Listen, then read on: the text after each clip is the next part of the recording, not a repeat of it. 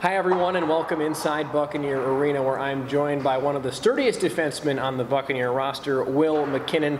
Will, thanks for coming and chatting with me here today. I wanted to go back to the beginning of the season, back to when you and I first met, in a conversation we had where you said, Ben, if you're doing stats this year, the one thing I want to make sure that you get right is my plus minus, because the rest of it, there won't be a lot of it. I won't forget that. And talk about how you've really taken ownership to your game and this team about not playing the glamorous style, the gritty style, but something that's very important for this roster. Yeah, well, I know, first of all, I know what kind of player I am. I know what I'm good at, and I always make sure I do that first, and then the other stuff will come if you play well. But yeah, I just wanted to make sure that my plus minus was right, because I'm not going to put up a bunch of points. And unfortunately, last year I was minus 20, and I don't know if it was accurate or not. I think I might have got screwed a couple times. But yeah, I just wanted to make sure, if I got the plus, I want to make sure I get it on the stat sheet. A guy who's been a big part recently of this Buccaneer team that at the beginning of the season, a lot of games were winding up not in the Bucs' favor, 6-5, 7-4, lots of high-scoring games against.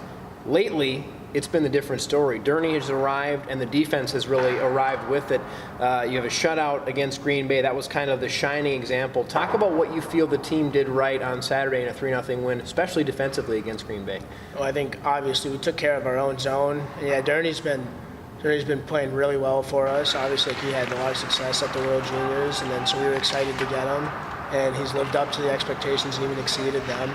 And then I think our D's really stepped up. Our D-core's solid now all the way through. There's no weak links, so we're able to just get pucks out and keep pucks out of our net. What have been the points, despite some recent success defensively, that you still think this blue line needs to work on? I think we should try to ice the puck a little less. I think we give up a lot of ozone faceoffs that aren't exactly necessary. I understand, at the end of the shift, if you're exhausted, the whistle's better than just giving them the puck, but I think there are times where we can make a play instead of just throwing the puck down the ice.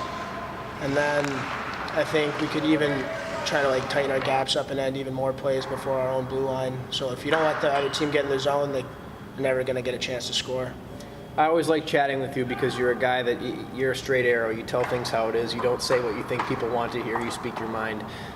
A team right now that in the standings is not where obviously the Buccaneers want to be, but there's been some good hockey that's been played lately by this Bucs club.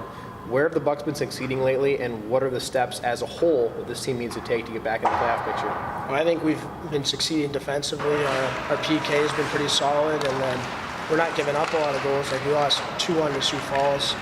So I think we need to find a way to score more. You can't win a game just scoring one goal.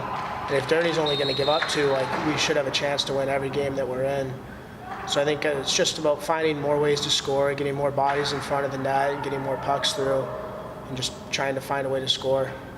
This weekend, what do you expect from Sioux Falls? You've seen them recently, but playing up there is a little bit of a different story, maybe?